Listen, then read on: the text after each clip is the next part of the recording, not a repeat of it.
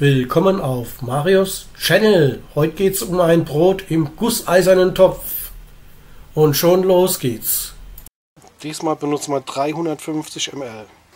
Und wir machen eine Autolyse. Die Autolyse besteht darin, dass wir das Wasser und das Mehl nur vermischen. Vor der Autolyse braucht ihr keine Angst zu haben. Das wird nur vermischt ohne Hefe und ohne Salz, ohne irgendwas. Das ist eine Autolyse. Das hat den Hintergrund, der Teig lässt sich in der Maschine viel leichter verarbeiten. Der Teig kann viel mehr Wasser aufnehmen und vielleicht kriegt er auch mehr Geschmack.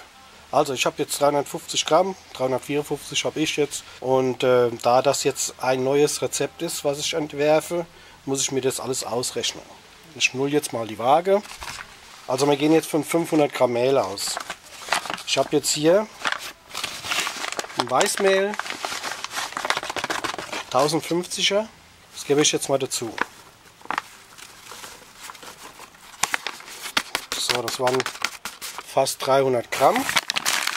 Da geben wir jetzt noch ein Dinkel Vollkornmehl hinzu. 160 Gramm.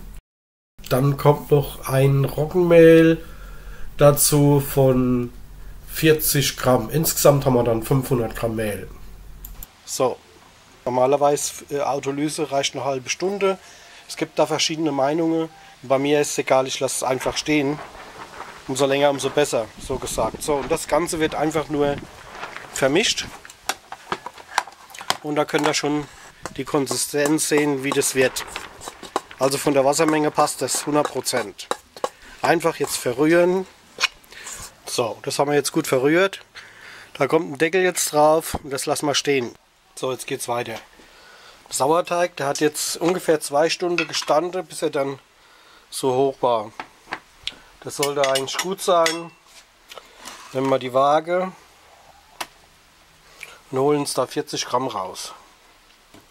Ja, 40 Gramm.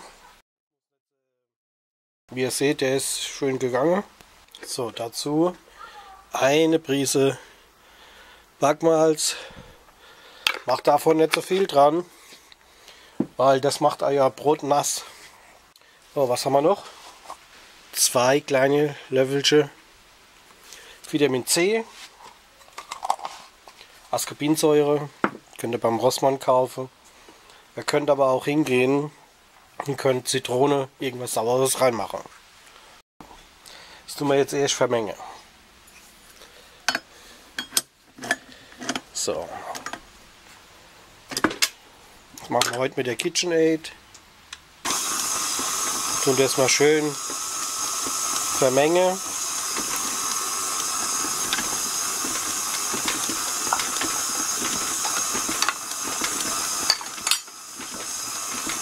Wir machen jetzt das Salz schon rein. Nehmen wir jetzt dann 12 Gramm Salz. Das sind genau 12 Gramm. Wir haben ja schon ein bisschen was drin gehabt. Das tun wir jetzt einfach nur mal vermischen und lassen das stehen. Gucken wir mal nach der Temperatur nochmal. 24 kann man noch ein bisschen laufen lassen. Immer mal die Spatel dazu benutze. Und dann decken wir das ab und lassen das für 15 bis 18 Stunden in der warmen Küche stehen. Ich lasse es jetzt hier draußen stehen. Heute Abend wird es ja noch kälter. Gehen ja die Temperaturen wieder runter. Aber das passt bis morgen früh. Ich messe jetzt nochmal 24,8. Also 24,8. Aber ihr seht, das ist immer noch krümelig.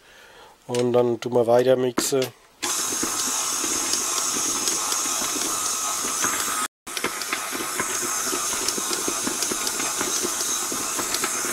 Schauen wir noch mal. Das sieht ja schon besser aus. Ja. Und dann gucken wir auf die Temperatur nochmal. 26,6. Lassen noch ein klein bisschen laufen und dann ist es gut.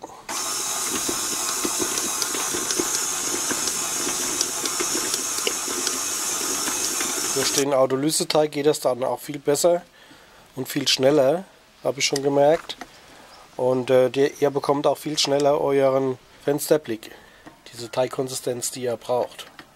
Natürlich könnt ihr das auch nur vermischen und über Nacht stehen lassen und gehen lassen. Das ist ja jetzt gar nicht schlimm, dass wir die Hefe vergessen haben. Ich habe jetzt 1,3 Gramm Frischhefe. Das bröckle ich noch dran. Da ist ja sowieso Sauerteig drin, das wäre sowieso gegangen. Die Hefe mache ich nur rein, dass das nochmal ein bisschen Volumen kriegt. Ja. So, und das rühren wir jetzt gerade nochmal unter und dann decken wir es ab und ist fertig.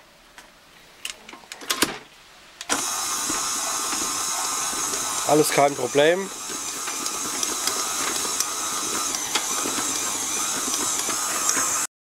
So, der Teig hat jetzt schon 28 Grad. Das ist eigentlich schon drüber. Aber noch ist nichts kaputt. Und wie ihr seht, tolle Konsistenz. Ich zoome es euch mal ein bisschen, dass ihr das auch schön seht. Der ist also ganz gut ausgeknetet. So, das wird einfach abgedeckt und dann lassen wir das stehen bis morgen. So, heute Morgen meine Arbeitsfläche ein bisschen eingemehlt und den Teig auf die Arbeitsfläche gegeben. Das, was ich jetzt gemacht habe, nennt man Laminieren. Das muss man nicht machen, man kann es machen. Einfach auseinanderziehen, es soll natürlich nicht reißen. So, dann lege ich alles schön wieder aufeinander und dann wird der Teig geformt zu einem Brotleib.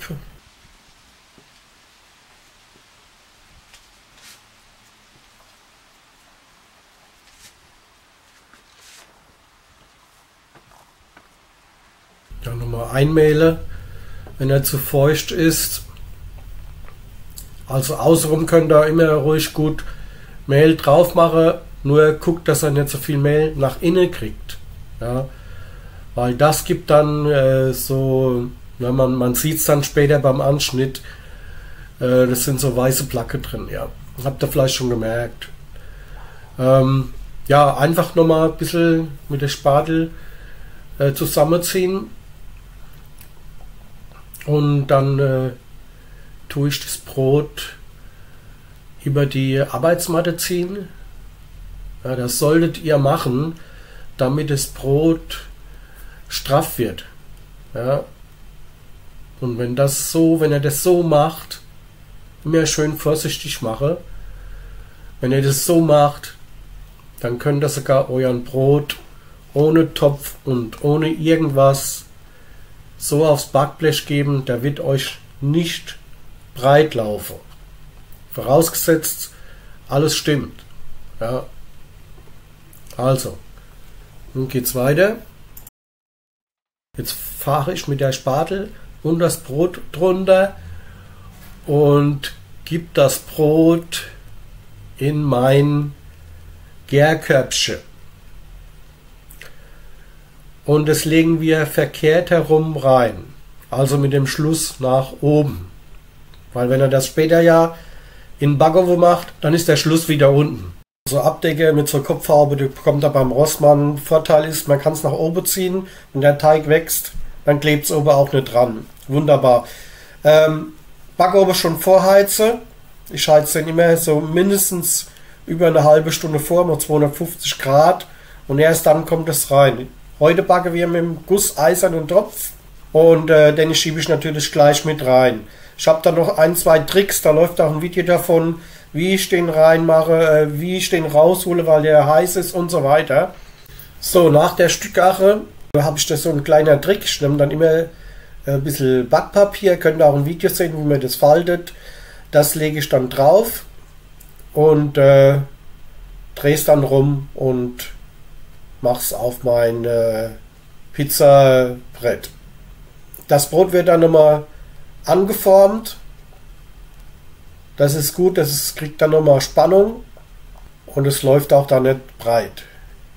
So, das ist sehr, sehr heiß. Ich benutze dann immer so Pfanne und da stelle ich das rein.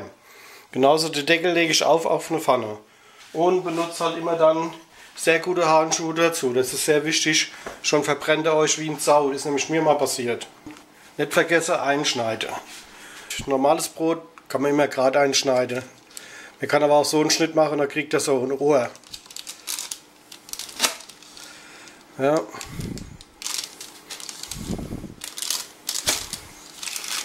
Jetzt kann man das noch so machen.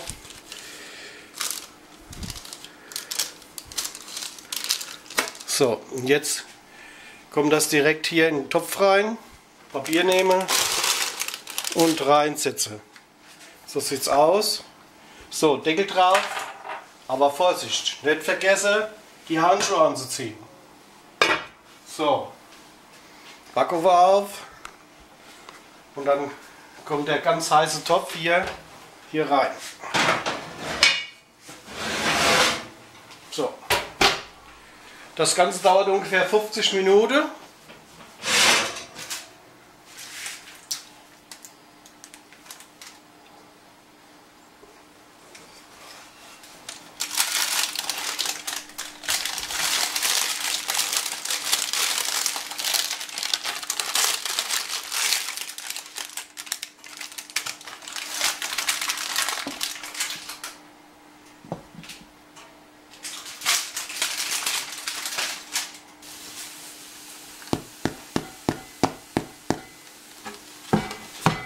So, die ideale Innentemperatur wäre 93 bis 96 Grad. Das könnt ihr mit dem Thermometer messen oder einen Klopftest machen, wie eben gesehen. Und das Brot muss natürlich jetzt vom Anschnitt abkühlen. Wer es nicht aushalten kann, kann natürlich jetzt ein Stück abschneiden, klar.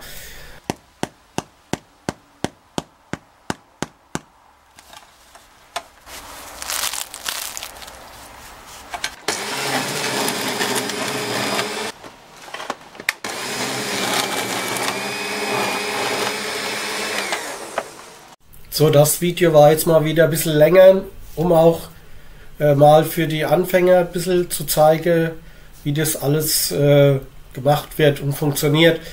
Man kann nicht immer alles reinbringen, schaut euch mehrere Videos an, ich werde immer ein bisschen was dazu sagen. Dann hier das Brot, also ich muss sagen, es ist ganz gut geworden. Man hat halt immer noch Ansprüche. Es könnte noch da besser sein und da besser sein, aber vom Geschmack her wirklich wunderbar. Familie hat es genossen, ist schon wieder aufgefuttert und das nächste habe ich schon wieder gemacht. Das wird auch dann bald wieder kommen. Abonniert meinen Kanal. Danke fürs Zusehen. Tschüss, bis zum nächsten Mal.